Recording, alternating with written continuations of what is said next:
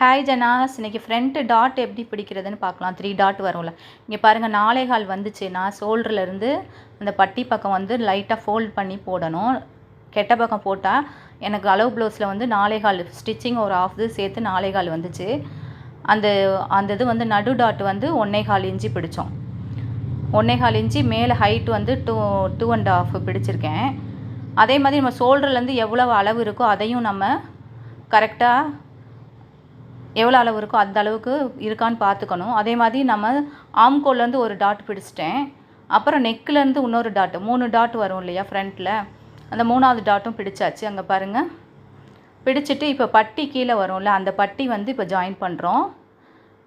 இங்கே பாருங்கள், ஜாயின் பண்ணிவிட்டு நம்ம வந்து நல்லா ஜாயின் பண்ணிக்கணும். இது மாதிரி அமுக்கு தையல் போடுறோம். இப்போ அமுக்கு தையல் போட்டு மீதி நாளைக்கு பார்க்கலாம். மீதி